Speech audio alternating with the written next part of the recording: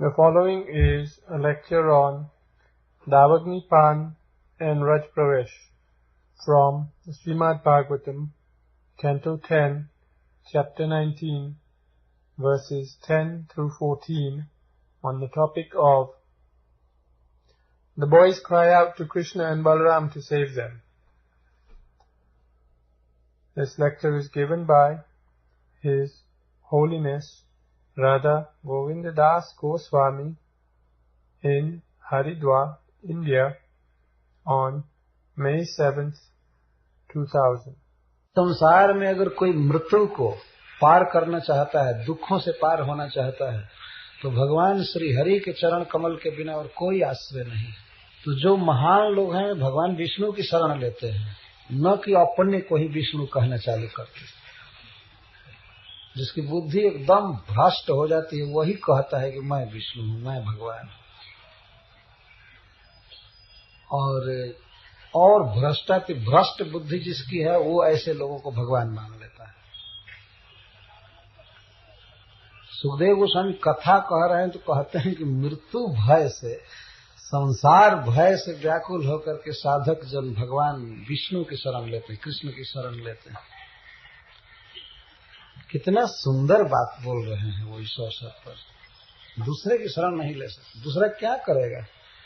श्रीमद् भागवत के पंचम स्कंध में भवाटवी वर्णन में लिखा गया है कि जैसे कोई व्यक्ति जंगल में जा रहा हो, वणिक समुदाय, और सामने सिंह को आते हुए देखे, सिंह के कुछ बच्चे, सिंह की स्त्री और सिंह के साथी, और डर जाए, तो काल चक्र को ऐसे कहा गया है। काल जैसे साल है, वर्ष है, 6 महीना, सप्ताह, मास, ये सब सिंह के समान हमारी आयु को खा रहे। तो सिंहों के डर से, उनसे भयभीत होकर के और बचने के लिए वो समूह वो क्या करता है, वणिक समूह, कि जा करके कांक, गीध और बटेर की शरण लेता है। मान लीजिए उधर से सिंह आ रहे हैं झुंड के झुंड, और उनसे कोई डर जाए, कांप जाए, आह बाप अब तो नहीं बचूंगा, तो किसी बगुला की जाकर शरण लेगा कि सरकार बचाइए। गिद्ध की शरण लेगा। क्या वे सिंह के आक्रमण से बचा सकते हैं? बताइए। तो ऐसे व्यक्ति की शरण लो जो सिंह से कई गुना बलवान है, तब तो बचाएगा। यह काल चक्र जिनका आयुध है, जिनके हाथ में काल शक्ति है, उस विष्णु की शरण लेने पर तब बच सकते हैं। किसी देवता की या अन्य किसी भी मानसिक कल्पित ब्रह्म है या किसी की भी शरण लेने पर जीव मुक्त नहीं हो सकता है। तो काल चक्र से भयभीत होकर के लोग किसी देवता की पूजा करते हैं, ये करते हैं, वो करते हैं, ये मनाते हैं, इसको करते हैं। कभी कभी तो लोग कहते हैं गुरु ही हमारे लिए भगवान है, ये है, वो है। तब तो तुमको मरना निश्चित है, संसार में ही रहना है, निश्चित है। सभी शास्त्र कहते हैं, पुराण, स्मृति आदि। सूरदास जी ने कहा है कि भव समुद्र हरिपद नौका बिन को न उतरे पार। सबको यह मत सार ऊपर है, और भव समुद्र हरिपद नौका बिन को न उतरे पार। गोस्वामी तुलसीदास जी तो लिखते हैं, बारी मथे घृत होई बरु, सिकता ते बरु तेल, बिनु हरि भजन न भवतरिय, यह सिद्धांत आपेल। हो सकता है कि बालू के, रेता के पेरने से तेल निकलने लगे, यह असंभव चीज है, कभी भी तेल नहीं निकल सकता है। अगर रेता पेरने से तेल सरसों का या आदसी का निकलने लगे तो क्या जरूरत है इतना संकट सहने। असंभव है, बालू को कोई कितना भी पेरे तेल नहीं निकल सकता। लेकिन हो सकता है कि ये भी असंभव संभव हो जाए। बारी मथे घृत होई बरु, सिकता ते बरु तेल। और हो सकता है कि पानी के मथने से घी निकलने लगे, जैसे दूध के मथने से निकलता है। ऐसा हुआ नहीं आज तक, लेकिन गोस्वामी तुलसीदास जी कहते हैं कि हो सकता है कि पानी के मथने से घी निकलने लगे और बालू के पेरने से तेल निकलने लगे, लेकिन बिना कृष्ण के भजन के कोई भवसागर तर जाए, यह नहीं हो सकता है। हुआ है न हो सकता। तो वही सिद्धांत सुखदेव गोस्वामी कहे हैं। वास्तव में ये सुखदेव गोस्वामी, नारद जी आदि यही तो मूल प्रमाण है आचार्य, जिनके अनुसार आजकल के भक्त बोलते हैं मृत्यु भयातुरा जना। संसार में वास्तव में बहुत बड़ा भय है। शरीर छूट जाएगा, फिर पता नहीं कहाँ जन्म मिलेगा, फिर वहाँ रोग दुख भूख प्यास, बहुत बड़ा भय है। इस जन्म मरण के भय से व्याकुल होकर के सुकृति जन भगवान विष्णु की शरण लेते हैं और वे प्रभु तुरंत रक्षा कर देते हैं। अहम त्वाम सर्व पापेभ्यो मोक्षयिष्यामि मा शुचः। शोक मत करो, मैं रक्षा करूंगा, सब पाप से मुक्त कर दूंगा। जरा मरण मोक्षाय मामाश्रित जतन्ति ते तद ब्रह्म विदुः कृतस्नम अध्यात्मम कर्म चाखिनः। भगवान कहते हैं बुढ़ापा के दुख से और मरण से भयभीत होकर के जो लोग मेरी शरण लेते हैं वही समस्त वेदों के ज्ञाता है और वही सारा कर्म कर चुके, वेदों में जो वर्णित है करने के लिए। इस प्रकार के उदार वाक्य भगवान बोल रहे हैं। भगवान की शरण लेना बहुत बड़ा कार्य है। तो इस जीवन में जिन लोगों ने यह पहचान लिया है कि भगवान विष्णु कृष्ण हमारे इष्ट देव हैं, भले अपना अपना स्वभाव भिन्न है, कमजोर हैं, लेकिन जब स्वीकार कर चुका मन कि कृष्ण ही भजनीय है तो बहुत बड़ा काम हो गया। समझिए यह निर्णय कि कृष्ण मोर प्रभु त्राता, कृष्ण हमारे प्रभु हैं और हमारे रक्षक हैं, यह मन में एक बार आ गया तो आधा से अधिक काम हो गया। जो जीवन में करना है वो हो चुका है। इस प्रकार का निर्णय आना कि मैं कृष्ण का सेवक हूं और कृष्ण मेरे प्रभु हैं, बहुत बड़ी उपलब्धि है। तो जैसे साधक मुमुक्षु जन संसार ज्वाला से दग्ध होकर भगवान की शरण लेते हैं, उस तरह से गोप बच्चे कृष्ण की शरण लिए बलराम जी के साथ। तो इस प्रकार कहने लगे, प्रपन्न जथा हरिम मृत्यु भयार्दिता जना। कृष्ण कृष्ण महावीर हे रामामित विक्रमा दावाग्निना दह्यमानान प्रपन्नान स्त्रातुमर्हथ। कृष्ण कृष्ण जानते हैं बच्चे कि कृष्ण का नाम कीर्तन करने से सारा दुख मिट जाता है। विप्सा इसको कहते हैं संस्कृत में। 2 बार कृष्ण कहा गया तो इसका अर्थ बहुत बार। हरे कृष्णा कृष्णा कृष्णा हरे हरे, हरे राम राम राम हरे। अथवा यह भाव है कि 2 बार कृष्ण कहेंगे तो कृष्ण स्पेशल ध्यान देगा हमारी दुर्दशा पर, शायद एक बार में ध्यान न दे। कृष्ण कृष्ण हे कृष्ण महावीर, हे महान वीर, कालिए का दमन किए हो और सब किए हो, महावीर हो, तुम्हारी वीरता विख्यात है कृष्ण। और हे राम, तुम धेनुकासुर का वध किए, प्रलंब का आज ही वध किए हो, तुम्हारा अमित विक्रम। प्रमाण है बच्चों के पास भगवान कृष्ण और बलराम जी के वीरता का, पराक्रम का, बिल्कुल फ्रेश ताजा है, आंखों से देखे है सब प्रभाव। हम लोग तो आंखों से नहीं देखे हैं, लेकिन श्रीमद् भागवत के शब्दों की आंख से, शास्त्र चक्षु से हम लोग भी देखते हैं। पर कुछ लोग इतने ब्लाइंड हैं कि कुछ भी भागवत में लिखा हो नहीं देख सकते। तो अब क्या किया जाए, क्या करें भगवान।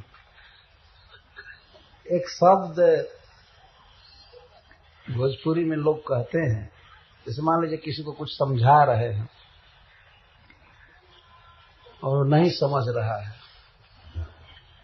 तो कहता है व्यक्ति भोजपुरी भाषा में, हम इतना समझौनी नहीं के समझे तो अब का करी, घोर के पियाई।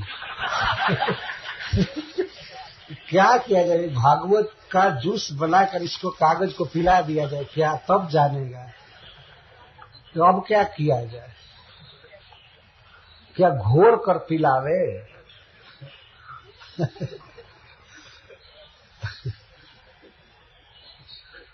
बहुत सुंदर बात कहते हैं सार्वभौम जी। एक बार कहते हैं, एक बार कोई ब्राह्मण की पत्नी अपने पति को खिला रही थी। तो गर्मी का दिन था, भोजन बनाई कई तरह का, और इसके बाद भगवान को भोग लगाई और खिलाने लगी पति को। तो पति पता नहीं रोज वैसे होते थे, अब उसी दिन स्वयं नहीं खा रहे थे। वो कहे कि हमारे मुख में डालो। तो पत्नी पंखा भी झल रही थी और सान सान कर उनके मुख में कवर दे रही थी, फिर भी पति को पसीना आ रहा था। पत्नी पूछती है, कहती है, मैं भोजन बनाई इस गर्मी में, इतना मेहनत की और भोग लगाई, परसी आपको और सान करके दे रही हूँ, फिर भी आपको पसीना आ रहा है, मैं पंखा झल रही हूँ। तो पंडित जी कहते हैं, और चबा तुम्हारा बाप रहा है? इतना मेहनत कर रहा हूँ चबाने में और कहती है कि पसीना है। बाप रे, इतना मेहनत कर दिए, चबाने में मेहनत कर रहे हैं। अरे भैया, भागवत सुनना चाहिए, पढ़ना चाहिए। यानी पढ़ेंगे नहीं, सुनेंगे नहीं और कहेंगे हम बहुत भारी मेहनत कर रहे हैं, कुछ जॉब कर लेते हैं, बहुत भारी मेहनत की, अब क्या करें, अब कितना करें? अरे बहुत करना है इस संसार में भगवान को समझने के लिए। तो पहले तो भगवान वेद व्यास देव ने जो दिया है कृष्ण चरित श्रीमद् भागवतम पूरा, ये पढ़ने के लिए दिया है, लिख करके वेद व्यास जी कहते हैं कि जो इसे सुनेंगे उनके हृदय में कृष्ण बंदी हो जाएंगे, दुख शोक भय चला जाएगा। इसके बाद भी कहते हैं पीबत, पियो पियो, यह केवल पृथ्वी पर सुलभ है। लेकिन फिर भी मेहनत नहीं करते हैं और कृष्ण पर अनेक प्रकार की आशंका करते हैं और अनेक इष्ट देव बना लेते हैं और इधर उधर भिन्न भिन्न प्रकार के। ये मति भ्रम है वास्तव। अतः उन लोगों का बहुत बड़ा सौभाग्य है जो श्री कृष्ण को अपने प्रभु और रक्षक के रूप में स्वीकार किए। ये बहुत बहुत सुकृत का फल है। नमाम दुष्कृतिनो मूढ़ा प्रपद्यन्ते नराधमा। दुष्कर्म जिन्होंने किया है पूर्व जन्मों में, वे मुझे नहीं समझ सकते हैं, वो मेरी शरण नहीं ले पाएंगे। चतुर्विधा भजन्ते माम जनः सुकृतिनो अर्जुन। जो सुकृति हैं, जिन्होंने पूर्व जन्मों में सुकृत किया है, पुण्य किया है, वे लोग मेरी शरण लेते हैं। भगवान स्पष्ट बोल रहे हैं। तो बच्चे कृष्ण का नाम बोल रहे हैं, कृष्ण के श्रेष्ठता को, वीरता को, बलराम जी के अमित पराक्रम को स्वीकार कर रहे हैं। आज जीवन में संकट आ चुका है, मरने की स्थिति है, कृष्ण का संग सदा के लिए छूट जाएगा, तो कृष्ण की संगति रहे और उसी तरह से कृष्ण के साथ क्रीड़ा करते रहें, इसके लिए बच्चे जीना चाहते हैं और वे कृष्ण से प्रार्थना कर रहे हैं। कृष्ण कृष्ण महावीर हे रामामित विक्रमा दावाग्निना दह्यमानान् प्रपन्नान् त्रातुम अर्हत। हे कृष्ण, हे बलराम, आप दोनों महान वीर हैं, महान पराक्रमी हैं। इस दावाग्नि से हम जल रहे हैं। दावाग्निना दह्यमाना, हम जल रहे हैं, मतलब आप नहीं रक्षा करेंगे तो हम निश्चित अब भस्म होने वाले हैं। दह्यमानान् प्रपन्नान् त्रातुम अर्हत, हम आपके शरण में हैं, रक्षा करो रक्षा करो रक्षा करो। प्रपन्ना, प्रपन्न कहकर कहते हम सब तरह से तुम्हारी शरण में हैं, तुम्हारे मित्र है, तुम्हारे सखा हैं इत्यादि। नूनं त्वद बांधवा कृष्ण न चारहं अवश्य तुम। हे कृष्ण, हम तुम्हारे बंधु हैं। त्वद बांधवा मतलब हम यदि मर जाएंगे तो तुम कैसे रहोगे अकेले, तुम्हारी सेवा कौन करेगा, तुम्हारे साथ कौन खेलेगा, यह भाव है। हम तुम्हारे बंधु हैं, हम तुमको सहायता देने वाले हैं, तुम्हारे लिए सहारा है। ये आंतरिक अर्थ यह है कि हम यदि नहीं रहेंगे तो तुम बंधुहीन हो जाओगे, अनाथ हो जाओगे। नूनम त्वद बांधवा है कृष्ण न चारहं तव सिद्ध तुम। तो तुम्हारे कोई भी बंधु तुम्हारे साथ किसी भी तरह का किसी का कोई संबंध है तो उसको दुख नहीं होना चाहिए। तो जैसा भी हो, हमने जोग माया पौर्णमासी जी के मुख से सुना है, और भी उनके पुरोहित थे नंद बाबा के, क्या नाम था उनका, भांगुरी ऋषि। तो ये कभी कभी ब्रज में श्री कृष्ण की महिमा की बात बताते रहते थे, और पौर्णमासी जी भी बताती थी। ये जोग माया का अवतार थे। तो इसलिए बच्चे जानते हैं और कहते हैं तुम्हारे जन को दुख नहीं होना चाहिए, जैसा हमने सुना है बड़े बड़े लोगों के मुख से। जो तुम्हारा जन नहीं हुआ है उसको ही दुख होता है संसार में। ब्रह्मा जी भी कहते हैं, स्तुति करते हुए, जावत कृष्ण न ते जना है शुरू में, तावत रागा दयोस्तेना तावत कारागृहम गृहम तावन मोहंघ्रि निगडो जावत कृष्ण न ते जना। ब्रह्मा जी कहते हैं कृष्ण जब तक जीव आपका नहीं हो जाता है तभी तक ये राग आदि चोर की तरह विवेक धन को लूटते हैं, और तभी तक यह कारागृह, यह गृहस्थी कारागृह है किसी मनुष्य के लिए, जब तक वो आपका नहीं हो जाता। और तभी तक अहंता और ममता की बेड़ी पैर में रहती है, जब तक जीव आपका नहीं हो जाता। यदि भगवान का जीव हो जाए तो राग भी सहायक हो जाता है। राग द्वेष जो दूसरों को गड्ढे में गिराने वाले हैं, वो भक्तों के लिए सहायक हो जाता है। कभी कभी देखा जाता है कि आसक्ति में पड़ करके भी कोई व्यक्ति भगवान के प्रति आगे बढ़ता है, उनका भजन करता है। तो राग देख रहे हैं, बच्चों का राग, गोवत्सों का राग ब्रह्मा जी ने देखा था, कृष्ण के प्रति उनका राग था। और मोह, यह मेरा है, ये हमारा, ये मेरा है, यह मैं हूँ, ये है, वो है। कृष्ण से संबंधित राग द्वेष आदि होते हैं तब तो वही पार कर देते हैं। और ये घर गृहस्थी, यह कारागृह है वास्तव में जीवों के लिए, बल्कि उस प्रसिद्ध कारागृह से और भयावह है। जो प्रसिद्ध कारागृह हम लोग सुनते हैं, देखते हैं, तो उसमें तो एक बहुत बड़ा प्राचीर होता है, और उसके ऊपर भी बिजली के तार कहीं कहीं रखते हैं कि कोई कैदी भाग न जाए। कंटीला तार रखते हैं और फाटक पर संतरी रहते हैं, गिन गिन करके रूम में बंद रखते हैं। फिर भी कभी कभी सुना गया है कि कैदी भाग गए हैं। और मान लीजिए किसी दिन फाटक बिल्कुल खोल दिया जाए, कोई पहरेदार न रहे, कुछ न रहे, तो एक भी नहीं रहेगा उसमें। परंतु यह कारागृह, कि कोई संतरी नहीं है द्वार पर, कहाँ जा रहे हैं, भाग रहे हैं, कोई प्राचीर नहीं है, कुछ भी नहीं है, लेकिन घर से निकलना कठिन है। कितने ऐसे कैदी हैं जो केवल आज ही आए, 7 दिन 6 दिन कारागृह से मुक्त नहीं हो पाए, या कल आए। असली कारागृह है कि नहीं? कोई दबाव नहीं है, कुछ भी नहीं है, लेकिन फंसी हुई और मोह की बेड़ियां, ये मेरा बच्चा है, मेरी पत्नी है, मेरा घर है, मैं ये हूँ, मुझे ये करना है। तावन मोहंघ्रि निगड, ये मोह जो है यही अंघ्रि निगड है, पैर का बंधन है। निगड चलने ही नहीं देता है।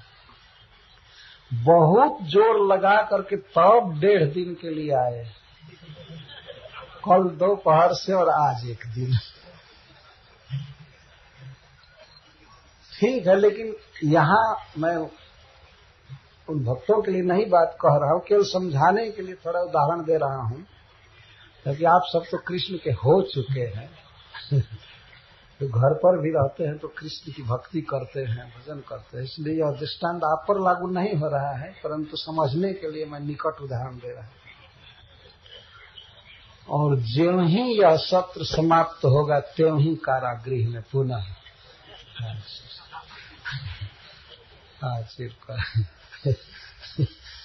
तो ब्रह्मा जी कहते तावत कारागृहम गृहम, तभी तक है कृष्ण यह गृहस्थ का जीवन कारागृह है, जावत ते न, जब तक आपका जीव नहीं हो जाता। आपका हो जाने पर फिर घर गृहस्थी कारागृह नहीं है, वही मंदिर हो जाएगा, वो भगवान का धाम हो जाता है। अब जैसे आप देख रहे हैं राधा श्याम सुंदर जी यहाँ विद्यमान है, यह एक गृहस्थ की ड्यूटी है। घर पर सेवा करते हैं, यहाँ ला करके सेवा कर रहे हैं, तो उनके लिए क्या घर कारागृह रहेगा। तो इस प्रकार जो भी व्यक्ति अपने घर पर कृष्ण को रखते हैं, भजन करते हैं, भोग लगाते हैं, कुछ जप करते हैं,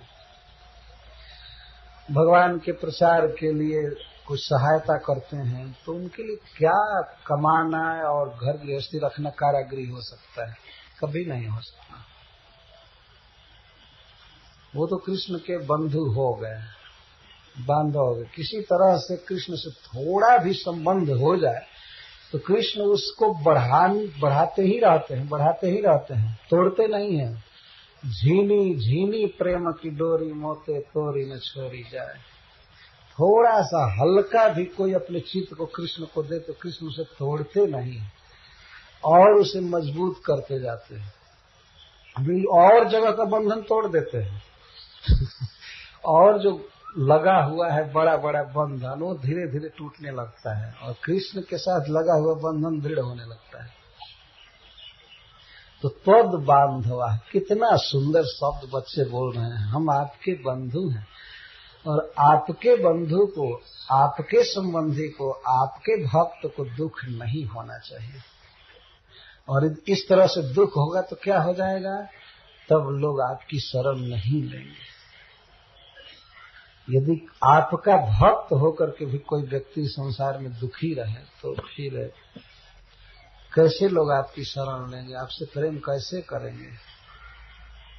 आपसे प्रेम तब लोग करेंगे जब देखेंगे कि अमुक ने प्रेम किया तो उसको कोई दुख नहीं है, वो अवसाद में नहीं है।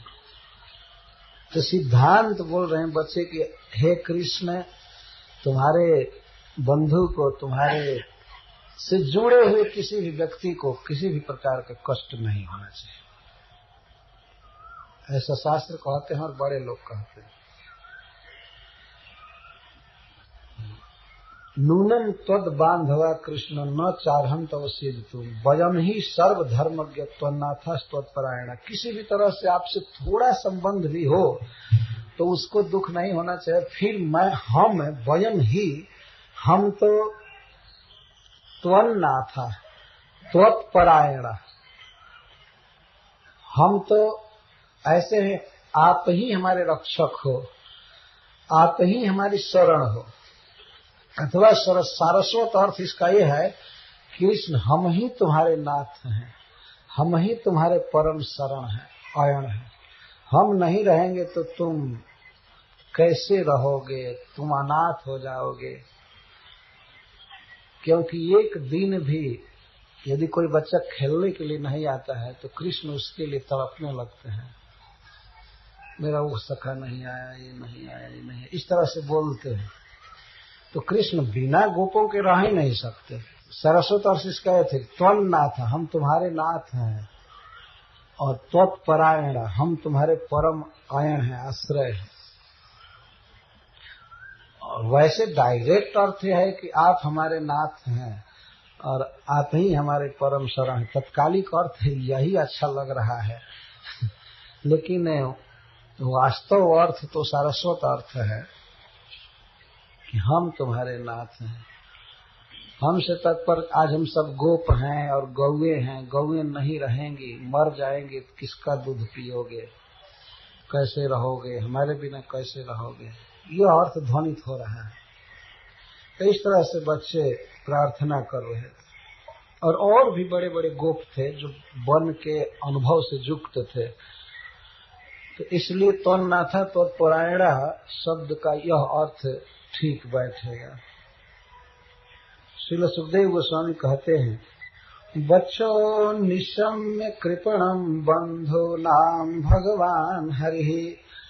अपने बंधुओं के वचन को भगवान सुने। भगवान हरि, जब उन लोग बच्चों ने कहा कि मृत्यु भय से अर्दित होकर भक्तजन हरि की शरण लेते हैं, तब हरि को स्मरण आ गया कि मैं हरि हूँ। हरि का क्या अर्थ है? वैसे मैं सबके दुख का हरण करता हूँ। केवल नाम मात्र का भी हमारे साथ संपर्क हो जाए तो मैं उस भक्त का दुख हर लेता हूँ।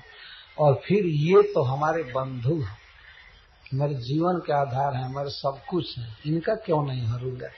भगवान के मन में तत्काल विचार आया और अपनी अशेष भगवत्ता याद आ गई ध्यान में। अरे मैं तो अनंत शक्ति से युक्त हूँ। पहले जो गायों को खोज रहे थे और दीन भाव से गौओं को बुला रहे थे, वो भाव भगवान का चला गया तुरंत। अब यहाँ पर उस भाव की आवश्यकता नहीं है। अब तो भगवान हरि अपने शरणागत के दुख को हर लेते हैं। किसी तरह से संपर्क हो जाए तो दुख हर लेते हैं। और कोई कुछ भी न करे, अनजान में भी हरे कृष्ण जप तब भी दुख हर लेंगे, जैसे अजामिल का हर लिए। कोई जानबूझ करके उसने संबंध नहीं किया था, परंतु भगवान का नाम अनजान में लिया था, यह एक प्रकार से संबंध हो गया था उसका, तो इससे भगवान ने उसका दुख हर लिया। तो हरि है। सर्व अमंगल हरे प्रेम दिया हरे मान। सारा अमंगल दूर कर देते हैं भगवान। तो सारे गोप घबरा रहे थे, मरने से डर रहे थे, आग को बता करके कह रहे हैं आग बढ़ रही है। और भगवान जब उनकी व्याकुलता देखे तो वे द्रवित हो गए। उन्हें अपने अशेष ऐश्वर्य का स्मरण आ गया। और उस दशा में भगवान ने कहा, इसके पहले बच्चे सर्वधर्मज्ञ कह रहे हैं कृष्ण को, मैं भूल गया था व्याख्या। सर्वधर्मज्ञ का अर्थ है किस अवसर पर क्या करना कर्तव्य है कृष्ण, इसको तुम खूब अच्छी तरह से जानते हो। इस अवसर पर तुम्हारा क्या कर्तव्य होना चाहिए, मतलब हमारी रक्षा, क्योंकि तुम में अनंत ऐश्वर्य है, तुम में बल है, तुम जब चाहते हो तब तो अपने मन से काम कर लेते हो। जब कालिए को इस तरह पस्त करके आ गए तो क्यों नहीं हम विश्वास करें कि तुम सर्वसमर्थ हो। और जब जिस मौके पर जो काम करना चाहिए तुम जानते हो करना है। इसलिए हे सर्वधर्मज्ञ, इस अवसर पर हमारी रक्षा ही तुम्हारा एकमात्र कर्तव्य है। सर्वधर्मज्ञ शब्द का अर्थ रक्षा कर। तो भगवान ने इस तरह उनकी बात सुने। कैसी बात? कृपणम, दीन वचन बोल रहे थे, बहुत शोक में दुख में बोल रहे थे। एक तो अपने बंधु हैं, रात दिन जिनके साथ रहना है, खेलना है, खाना है, वही, और वो भी दीन भाव से बोल रहे हैं। तो भगवान तो दूर से भी कोई गजेंद्र जैसा भगवान को पुकारे तो उसकी भी रक्षा करते हैं। और ये अपने साथ ही अपने प्राण के समान बच्चे रो रहे हैं तो क्यों नहीं रक्षा करेंगे। तो भगवान ने कहा, निमीलयत लोचनानी, आंख बंद करो, आंख बंद करो, सब लोग आंख बंद कर लो। तो पता नहीं कौन सा जादू करना चाहते हैं, आंख बंद कर लो, पहले कहे आंख बंद कर लो। तो सुनना था कि जितने गोप थे सब आंख बंद कर लिए। जानते थे कोई न कोई विधि निकालेगा कृष्ण रक्षा की, तो आंख बंद करवाए, सब आंख बंद करके खड़े। मुनि ले तो मां भैष्ट, भय मत करो, भय मत करो, डरो मत, डरो मत, अग्नि की ज्वाला से तुम दग्ध नहीं हो पाओगे, डरो मत, आंख बंद करो, आंख बंद करो। तो भगवान की बात सुनते ही सब विश्वास करके आंख बंद कर ली। आंख क्यों बंद कराए भगवान? इस पर श्रीपाद सनातन गोस्वामी जी कहते हैं कि भगवान ने गोपों को आंख बंद करने के लिए इसलिए कहा कि वे आग को पीना चाहते थे। तो एक बार तो वे ध्यान नहीं दिए थे कैसे आग बुझ गई, अच्छा से नहीं देख पाए होंगे, लेकिन इस बार डायरेक्ट देखेंगे कि कृष्ण आग पी रहे हैं, तो शायद इस दुख में वे स्वयं ही दावानल में जल बन जाए। कृष्ण के भीतर आग घुस गया तो कृष्ण का भी नुकसान करेगा, इस कारण से ये स्वयं ही जल सकते थे। अथवा कृष्ण के उस सुंदर मुख में आग जाए, इसको कैसे सहन कर सकते थे। इसलिए भगवान ने सोचा कि इनसे आंख बंद करा करके तब पीऊंगे, ये न देखे कि आग क्या हुआ। और वास्तव में वे गोप नहीं जाने कि आग कहाँ से खत्म हो गई, कौन फायर विभाग आया, क्या किया, कैसे आग बुझ गई, खत्म बिल्कुल, थोड़ा न धुआं रह गया, न जला हुआ एक तीर्ण भी काला कहीं दिखाई दिया, कुछ भी नहीं दिखाई दिया। यहाँ तक कि जहाँ आग लगी थी वहां उस स्थान पर वो थे भी नहीं। आंख जब खोलने के लिए भगवान ने कहा तो वो देखे कि भांडीर बट के पास है, जहां खेल रहे थे वहां है। तो श्रीपाद सनातन गोस्वामी जी कहते हैं कि इसके लिए भी कि वे कोई आश्चर्य न करें, आंख बंद करेंगे और एकाएक आंख खोलेंगे तो देखेंगे कि भांडीर बन में है, सुख से भी वहीं पर। ने आंख बंद करने के लिए कहा और बच्चे आंख बंद कर ले। तो हरीश्वरी जी इस पर कहते हैं, इस जगत में भीषण से भीषण संकट से, दुख से बचने के लिए योग का आश्रय लेना चाहिए। भगवान ने भी गीता में बार बार कहा है, योग से दुख खत्म हो जाता है। योग का अर्थ आज का योगा नहीं योग मतलब संसार की ओर से दृष्टि हटा करके, नेत्र बंद करके भगवान के रूप में मन लगाना, इसको योग कहते हैं। तो शायद भगवान ने सोचा कि बिना योग के इनका दुख समाप्त नहीं होगा, तो योग का जो एक अंग है आंख बंद कर लेना, वो भगवान ने बताया, आंख बंद करो, योग का आश्रय लो। ये ठीक उत्प्रेक्षा है, आंख बंद करवाया। और एक भाव हरीश्वरी जी लिखते हैं कि भगवान उस बार सामने आग पी गए थे और इस बार आंख बंद करा करके आग पी रहे हैं। तो भगवान यह कहते हैं कि मैं भक्त के सामने और परोक्ष में सब समय उसका हित करता हूं, चाहे वो देखे या न देखे, सर्वत्र मैं उसका हित करता हूं।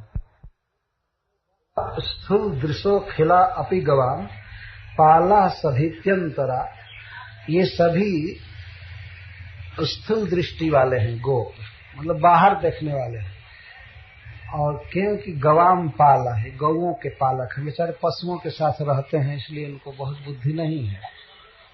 जैसी संगति करेंगे वैसी ही बुद्धि रहेगी ना। तो गायों के साथ रहते हैं तो स्थूल बुद्धि है, गोप है सीधे साधे। और सभीत्यंतरा, और उस पर भी भय से युक्त है हृदय, हृदय में भय समा गया है। वह निश्चय से दुरंत कीलक कलित तत्राथ जोगम बिना। और यह आग भी बहुत भयानक है। एक तो ये गोप हैं, गौओं का पालन करते हैं, भय समाया है हृदय में, आग भी भयानक है। तो भगवान ने सोचा योगम बिना एतत् शांति रसाध्वसम धृषम अमीषम चेतलम चिंतन। भगवान ने सोचा बिना योग के आश्रय के इनका दुख समाप्त नहीं होगा, इसलिए उनसे योग करा रहे हैं, योग करो। तो आंख बंद करा रहे हैं। आंख केवल बंद कर लेना ही योग नहीं है, लेकिन भगवान मानो इस प्रकार से सोच रहे हैं कि भाई योग का आश्रय में, इसलिए आंख बंद कराए। अच्छा, भवाटवीयम विकट स्वरूप तापोपितस्याम दिशयाग्निजात स्वदिगृहीतो नचवास्तो अवास्तोस्ति इत्यभूत स्फुटम नेत्र निमीलनोक्त्या। भगवान ने आंख बंद करने के लिए कहा गोपों को, और आंख खोलने के लिए बाद में कहा। जब आग शांत कर लिए, भंडी बट में सबको ला दिया ऐसे ही, तो देखे कि हम जहां थे वहां थे। तो हरीश्वरी जी कहते हैं वास्तव में यह संसार विकट उनके लिए है और तापद है जिनकी आंख संसार की ओर है, लेकिन संसार की ओर से आंख बंद करके जो भगवान की आज्ञा का पालन करते हुए कृष्ण का चिंतन करें, तो उनके लिए न तो कोई आग है न संसार है, वो दृश्य भी खत्म हो गया। वो दृश्य भी खत्म हो गया मुंजाटवी का, और आग भी खत्म, दोनों। वो देखे कि हम अपने स्वरूप में हैं, जहाँ थे वही है। वास्तव में जीव संसार से मुंह फेर करके और भगवान की बात माने, गीता उनकी बात माने। भगवान का आंख बंद करो, आंख बंद करो का मतलब ये आग और संसार देखो ही मत। नहीं देखोगे, हमारी बात मानोगे और हमारा चिंतन करोगे, तो बात मानने का अर्थ है कि वे लोग ये सोच रहे थे कृष्ण क्या कर रहा होगा। आंख बंद करके वे लोग कृष्ण लीला का ध्यान कर रहे थे, ताप और संसार का नहीं। भगवान ने कहा कि आंख बंद करो, तो बच्चे अंदाज से कुछ सोच रहे होंगे, कृष्ण पानी डालेगा, फूकेगा, क्या करेगा आग पर, कुछ ये सोच रहे थे।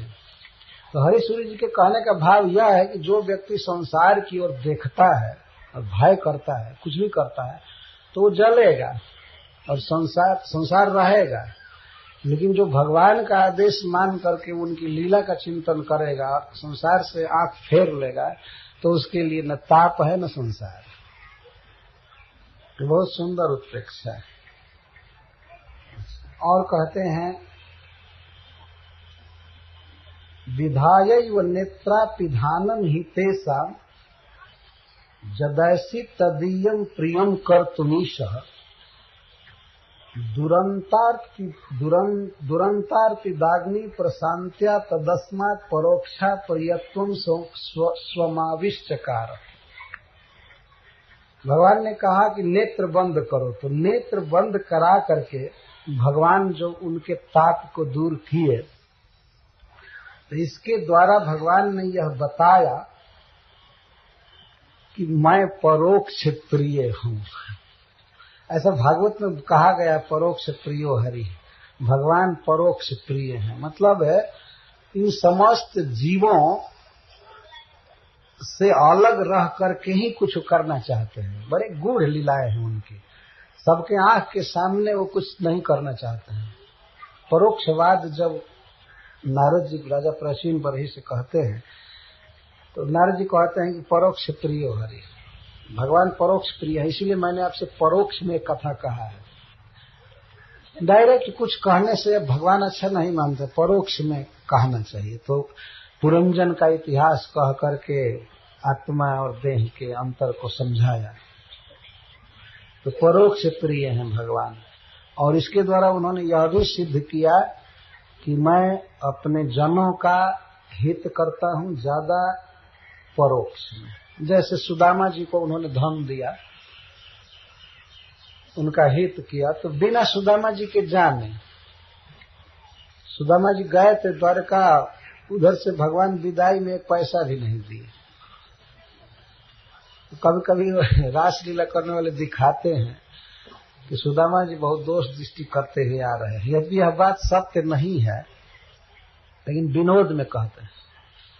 सुदामा जी कहते हैं आखिर जो चोरी किया खाने पीने की, तो देने का स्वभाव नहीं बना किसको।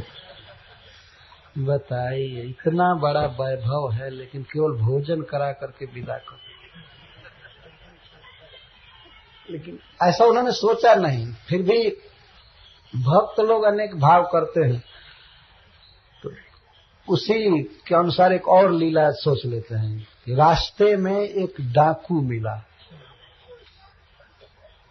और सुदामा जी को रोका, सुनो सुनो, एक 10वीं मिला और कहा द्वारका गए थे ना, सुना हूं कि धन के लिए गए थे, वो धन कहाँ लाए हो? तो सुदामा जी तो कांपने लगे कहने कि हमको कुछ मिला नहीं भैया, मैं तो मेरे पास जो है कपड़ा वो ही रह गया, फटा पुराना है, और कुछ मिला नहीं मिला, देखता है। तो देखा नहीं मिला तो कहा कि आज तुम्हारी जान छोड़ देता हूं, नहीं है तुम्हारे पास धन, नहीं तो धन भी लिया होता और जान भी मारा होता। तब सुदामा जी सोचने लगे, ओहो द्वारकाधीश कितनी महान है, हमारी प्राण की रक्षा किए, हमको कुछ नहीं दिए, अच्छा किए। ऐसा भागवत की कथाएं नहीं है, लेकिन भक्तों के मानस की कथाएं हैं। मन में उत्पन्न होती है। लेकिन भागवत में लिखा गया है कि सुदामा जी सोचते हैं कि हमारे प्रभु हमको धन नहीं दिए, जानते हैं कि धन पा करके यह विषय भोग में पड़ जाएगा और यह ब्राह्मण तपस्या नहीं करेगा, भजन नहीं करेगा, भोग में पड़ जाएगा। तो हमारा हित करने के लिए उन्होंने कुछ नहीं दिया। यह कहते हुए जा रहे हैं और जाने पर जब दिव्य दूसरा द्वारका जैसा नगर दिखाई दिया तो वो सोचने लगे कि रास्ता भूल गया क्या, फिर द्वारका आ गया है। और कुछ दृश्य मिलाकर कह रहे हैं तो कहते नहीं द्वारका नहीं है। तो शोक करने लगे कि कौन कॉम्प्लेक्स बना दिया, कौन यहाँ बिल्डर आया, हमारी कुटिया किधर फेंक दिया, कि थोड़े समय में क्या हो गया, कहाँ गईल हमार राम मड़ैया, कहवा के भूप उतरी, सुदामा मंदिर देख डरी। सुदामा जी भवन को देख कर डर गए, कोई राजा आ गया, हमारे झुपड़पट्टी को, झुग्गी को कहाँ फेंक दिया, वे सोचने लगे। लेकिन जब निकट आए तो उनकी पत्नी पूर्ण स्वस्थ हो चुकी थी, रुक्मिणी जी के समान, और हाथ में थाली लेकर के आरती सजा करके आने लगी सखियों के साथ। ये तो पहचान लिए। बाद में पता लगा सुदामा जी को कि भगवान का सब कुछ दिया हुआ है। तो उस समय सुदामा जी ने कहा है कि हमें वैभव नहीं चाहिए, धन नहीं चाहिए, जन्मनी जन्मनी शब्द आया है भागवत मुँह से, हमारे जन्म जन्म में कृष्ण मित्र रहे, सखा रहे, बस मेरी यही इच्छा है। वहाँ वो कहते हैं कि जैसे बादल रात्रि में किसानों के सो जाने पर ज्यादा बादल वर्षा करते हैं, इस तरह से हमारे अनजान में वे हमको धन दिए। धन्य है द्वारका नाथ। तो भगवान परोक्ष में अधिक हित करते हैं भक्तों का। शायद सामने करेंगे तो एहसान मानेंगे, इसे लज्जा के कारण परोक्ष में करना चाहते हैं। जो परोक्ष में हित करे वही अपना बंधु माना गया है। सामने तो सभी दिखाने के लिए कर देते हैं। मान लीजिए आप उस बंधु के पास नहीं है, अपने मित्र के पास, और वह आपकी प्रशंसा कहीं कर रहा है, वह बहुत अच्छा है, ये है वो है, ये आपके जोगक्षेम की चिंता कर रहा है, तो वह ज्यादा महत्व की बात है। तो इस कलयुग में तो ज्यादा ऐसा है कि सामने प्रिय वचन है, हितैषिता के भाव दिखाते हैं, और थोड़ा सा दीवार पार करते ही निंदा चालू कर देते हैं। ये कलयुग का दोष है, वास्तव में मनुष्यों में बहुत बड़ा दोष आ गया। तो भगवान परोक्ष प्रिय हैं, परोक्ष में हित करते हैं।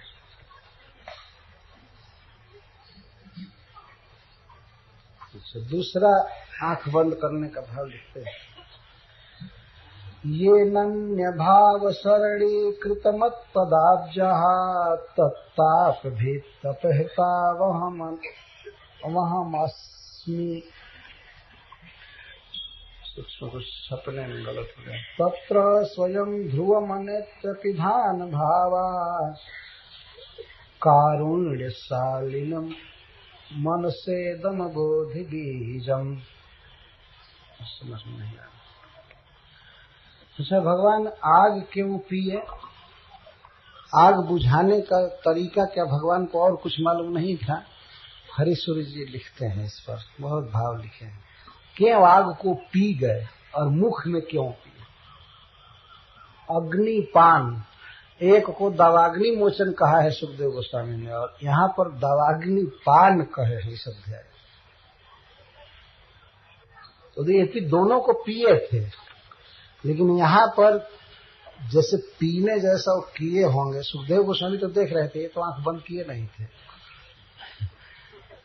गोप आंख बंद किए थे, वे नहीं देखे, लेकिन कथा कहने वाले सुखदेव गोस्वामी आंख बंद किए हुए गोपों को और दवाग्नि पीते हुए कृष्ण दोनों को बारी बारी से देख रहे हैं।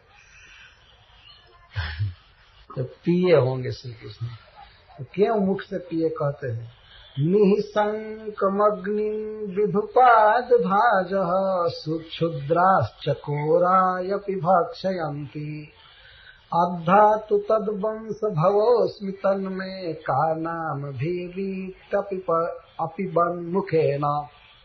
भगवान ने सोचा कि चकोर एक छोटा सा तुच्छ पक्षी है, और वह चंद्रमा से केवल प्रेम करने के कारण इतना शक्ति पा जाता है कि वो अंगार पी जाता है, तो मैं तो उस वंश में जन्मा हुआ व्यक्ति हूं, तो मैं क्यों नहीं आग पी सकता हूं? भगवान ने विचार किया, चंद्रमा से प्रेम करने वाला चकोर एक छोटा सा पक्षी भी आग पी जाता है, तो मैं तो उसी वंश का सदस्य हूं, उस वंश में जन्म लिया हूं, तो मैं क्यों नहीं आग पीऊंगा? और भगवान ने थोड़ा बड़ा आग पी करके दिखाया, तो चंद्रमा से प्रेम करने वाला आग पी जाता है। कहने का आशय ये है, तो मैं चंद्र वंश में हूं तो इसलिए मैं भी पीऊंगा, जब चकोर पी रहा है तो मैं भी पीऊंगा।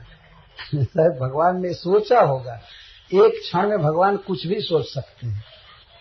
जब दूसरा भाव लिखते हैं, सख्युर्ममय सहि दधाति धनंजयस्य नामेति तद्वद अयम अतुल प्रियो मे इत्याशया स्वजन भक्ति वशम बदात्मा तत्प्रासनात् किम करोत्तमिह स्वमुख्यम। भगवान ने सोचा कि हमारा एक प्रिय सखा हैं, होने वाले हैं, उनका नाम होगा धनंजय। अर्जुन का एक नाम है धनंजय, और अग्नि का भी एक नाम है धनंजय, क्योंकि सोना जो है वो अग्नि का उत्पादन माना जाता है, अग्नि का पुत्र माना जाता है। और अग्नि में हवन करके लोग स्वर्ग को जीतते हैं, इसलिए अग्नि को धनंजय कहा गया, धन देता है। बलि महाराज ने भी यज्ञ किया तब स्वर्ग को जीते, तो अग्नि का नाम ही है धनंजय। तो भगवान ने सोचा यह अग्नि ऐसा है जिसका नाम मेरे मित्र के नाम पर है, तो मैं धनंजय को आगे चलकर मुख्य बनाऊंगा भक्तों में। मुख्य का अर्थ है मुख संबंधी और मुख्य का अर्थ है श्रेष्ठ, तो एक ही शब्द से दो अर्थ लेते हैं। मुख्य बनाऊंगा, मुख्य संबंधी, तो भगवान ने शायद इसी से धनंजय को मुख्य बनाया, अपने मुख से संबंधित किया। ये ठीक ही किया। धनंजय नाम होने से अग्नि को उन्होंने मुख्य बनाकर ये सिद्ध किया कि अर्जुन को मैं सबसे मुख्य भक्त बनाऊंगा। ये बड़े ही सुंदर भाव हैं और सब सही हो सकते हैं। जब एक साधारण व्यक्ति किसी कार्य को करता है तो कई बातें सोच लेता है, तो भगवान क्या क्या अपने मन में सोचे होंगे। भगवान के मन में घुस करके हरिसूरी जी ये भाव निकाल रहे हैं कि ऐसा शायद भगवान ने सोचा होगा। तीसरा भाव लिखते हैं, स्वकारणम कार्यालयस्तु लोके प्रसिद्ध एवेत अनलमा विचारा लयम निनायति दया घनोसौ कृपीट योनि बदनाम बुझाते। कारण में कार्य का लय होता ही है, ये हमेशा देखा गया है, शास्त्र का सिद्धांत है और लोक सिद्ध सिद्धांत है। जिस वस्तु से जो वस्तु उत्पन्न होती है अंत में उसका लय वहीं हो जाता है। तो मुखाद अग्नि रजायत, भगवान के मुख से अग्नि उत्पन्न हुआ है तो मुख में चला गया, तो स्वाभाविक हुआ। भगवान के मुख से अग्नि का जन्म हुआ है, पुरुष सूक्त में बात आई, मुखाद अग्नि रजायत। तो जहां से जिसका जन्म हुआ वहां उसका लय हो गया। जन्म हुआ था न वन में आग का, तो जन्म हुआ तो कारण आखिर आग का क्या है? भगवान का मुख, मुख से ही अग्नि का जन्म है। तो ये आग जब बुझी, कार्य कहेंगे लपट को, आग प्रकट को, और कारण में समा गए, भगवान के मुख में समा गए, खत्म हो गए, स्वाभाविक। तो अपने कारण में अग्नि लीन हो गया। तो भगवान ने सोचा कि अग्नि का कारण क्या है, तो उन्होंने सोचा हमारा मुख, तो इसको मुख में रखो, खत्म करो, बुझा दो, अपने स्थान पर हो जाए। बहुत सुंदर उत्प्रेक्षा है। और कह रहे हैं, अग्नि मुखा वै देवास तन्नाथो हम तथा कथम नास्मि इति किं तत्पान विषाद अग्नि मुखत्वम सब विशदम एवं अदधात। भगवान ने सोचा कि देवता लोग अग्नि मुख हैं, अग्नि के मुख से खाते हैं, तो अग्नि मुख उनको कहते ही हैं। तो जितने अग्नि मुख हैं उनका सरदार तो मैं हूं, और मैं बिना आग वाला, मुख में बिना आग वाला रहूं। जो साधारण देवता भी अग्निमुख कहे जाते हैं, तो मैं तो दवाग्नि मुख बनकर रहूंगा। तो महाअग्निमुख हूं, सबका पूज्य हूं, सबसे श्रेष्ठ हूं। इसलिए भगवान ने अग्नि को अपने मुख में रखा। हम क्यों कम रहे? सबका ब्राह्मण और अग्नि, ये देवताओं के और भगवान के मुख माने जाते हैं। तो ब्राह्मणों के मुख में हवन करने पर वो वस्तु भगवान के पास चली जाती है, देवताओं के पास, और अग्नि में हवन करने पर, तो इसलिए देवताओं को अग्निमुख कहते हैं। तो भगवान शायद प्रतिस्पर्धा किए, छोटे छोटे देवताओं को अग्निमुख कहा जाता है और मैं सबका पूज्य हूं, तो मैं क्यों नहीं अग्निमुख रहूंगा? तो आगे चल करके हमको लोग कहेंगे कि देवताओं के भी ये मुख्य हैं, श्रेष्ठ हैं, इसलिए भगवान ने अग्नि पिया। नहीं तो अपने में वो कमी देख रहे थे। बहुत अच्छा किया, अपनी कीर्ति की रक्षा किया भगवान ने आग पीकर। और उष्णेन जाति समम उष्णमिति प्रसिद्ध शास्त्रानुभूति कुटुकी धृतचित्र कार्य प्राक प्राशितानल भवत तदनुदाहार्थ तद तनुदाह शांत्यर्थम भूयो अग्निपान मकरो किनु वासुदेव। ऐसा कहा गया है कि उष्ण की औषधि उष्ण है। किसी के शरीर में आग से कहीं जलन हो जाए तो आप ठंडा पानी नहीं डाल सकते हैं। तो उष्ण को शांत करने के लिए उष्ण चाहिए, गर्म चाहिए। तो शायद भगवान ने सोचा कि पहले जो आग पिया हूं उसकी गर्मी शांत होगी, दूसरी बार आग पीऊंगा तब। तो यह सोच करके प्रथम अग्निपान की उष्णता को के प्रशमन के लिए वासुदेव फिर से आग पिए। ऐसा लगता है। आग पी गए। मुख्य बात यह है कि भगवान आग पी रहे हैं, उनके सुंदर अधर में, जिह्वा में आग सट रहा है, जा रहा है। तो आखिर उपेक्षा तो होनी ही चाहिए, क्यों पिए, कैसे पिए, स्वाभाविक उत्प्रेक्षा करना। अच्छा, जतो हृदय मेति तद विलय मेति तत्श्रुति निरतम प्रभु परमम अर्थम आलोचयन जतो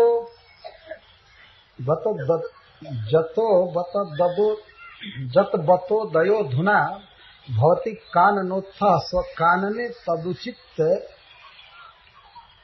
लय तदिति किम तथा संदधे। यह कह रहे हैं कि शास्त्र कहता है कि यह जगत, ये कोई भी वस्तु जन्मादेश से जतः, जहां से इसका उदय हुआ है वहीं पर लय होती है वस्तु। ये सारा जगत वहीं लय होता है। भगवान सृष्टि के कारण है और लय भी भगवान में हो जाता है। तो यह आग कहाँ उत्पन्न हुआ है? कानन में। कानन मतलब वन होता है। तो भगवान ने सोचा कि कानन में यह अग्नि उत्पन्न हुआ है, तो मैं भी स्व कानन में क्यों नहीं इसको रख लूं।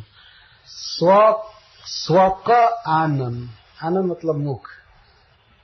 भगवान ने सोचा कानन के अग्नि को स्व कानन में क्यों नहीं रख लूं, स्व आनंद में, अपने आनंद में रख लूं।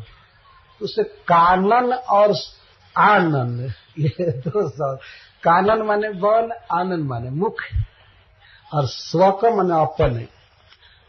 जब हमारे कानन में, हमारे वृंदावन में यह आग उत्पन्न हुई है, तो अपने ही कानन में क्यों नहीं रखूं इसको, स्व कानन में। संस्कृत के रचना के अनुसार बहुत ही आनंददायी शब्द है। स्व कानन में वह आग उत्पन्न हुई भगवान के। स्व कानन का अर्थ है अपने कानन में, और यहाँ स्व का एक जगह रखेंगे तो आनंद।